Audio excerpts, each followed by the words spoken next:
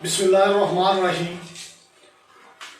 बलदियाती election का बड़ा दौर दौरा है, बड़ी मामलात अंडर डिस्कशन है।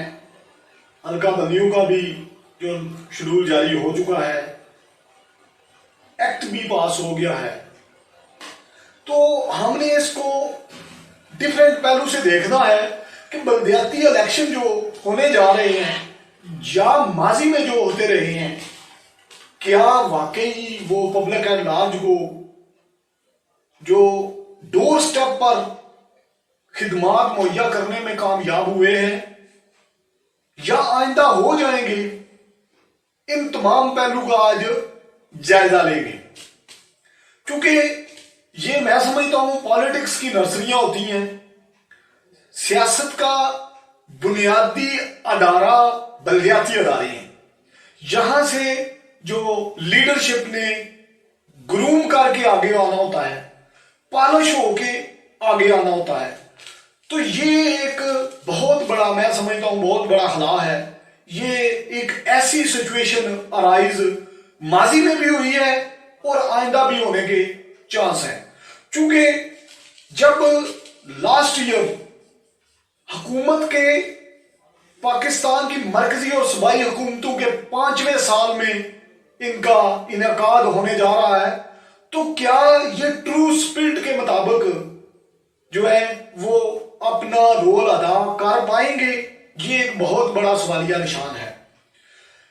क्या हमारे जो पावर पिलर्स हैं वो इस बात को समझने से कासर है कि इतनी बड़ी एक्सरसाइज, हजारों लाखों लोग जो है इस एक्टिविटी में शामिल होंगे, अरबों रुपया जो इस एक्टिविटी में झोंक देंगे और फिर अदारे जो वो वजूद में आएंगे और अल्टीमेटली जो डिलीवर करना है उन्होंने आवाम को, वो डिलीवर करने में मैं समझता हूं, मेरी राय है कि वो नाकाम होंगे। उसकी वजह क्या है? उसकी वजह ये है कि मैं इसकी सिर्फ और सिर्फ ये नहीं देने जा रहा कि इसको क्रिटिसाइज करने जा रहा हूं। ये किसी गवर्नमेंट पर तनकीद नहीं है, ना आज की गवर्नमेंट पर है, ना साबका जो हुकूमतें हैं उन पर है, बल्कि ये टोटल हमारे निजाम की एक नाकामी है। हमने इसका तयन ही नहीं कर पाए कि बलदियाती इंतखाबात कब होने चाहिए।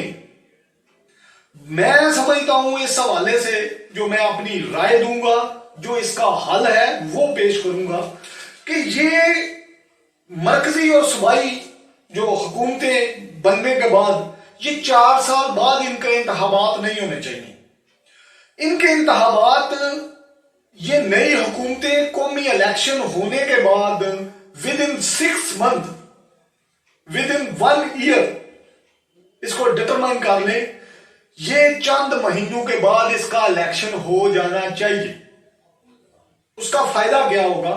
उसका फायदा ये होगा कि जो भी मरकज में हुकूमत होगी, जो भी सूबों में हुकूमतें होंगी, उनके साथ ये अपना टनोर पूरा करें और उनके साथ एक आंगी के साथ, एक कोऑर्डिनेशन के साथ एक पेज पर होकर अवाम को बुनियादी सहूलतें डिलीवर करने में अपना रोल अदा करें।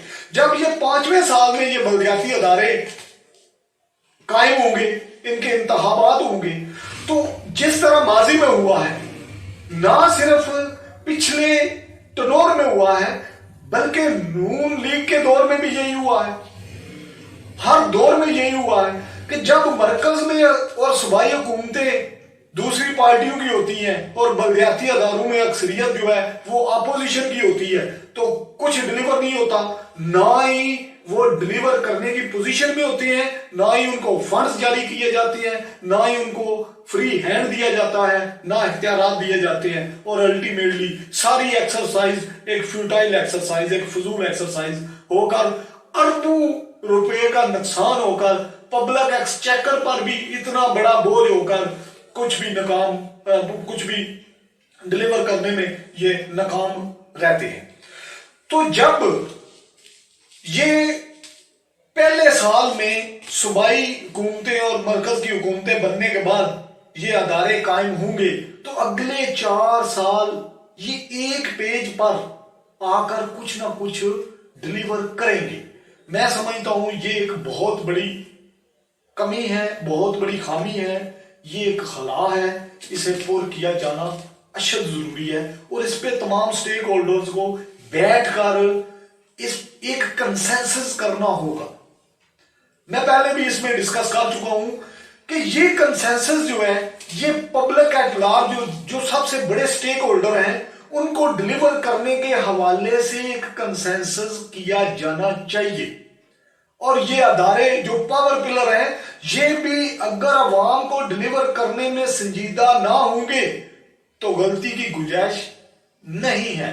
अब अवाम तंग आ चुके हैं और ये हर रोज की जो फजूल एक्सरसाइज है ये एक मैं समझता हूं एक बोझ है, अवाम पर भी बोझ है और पब्लिक एक्सचेकर पर भी बोझ है।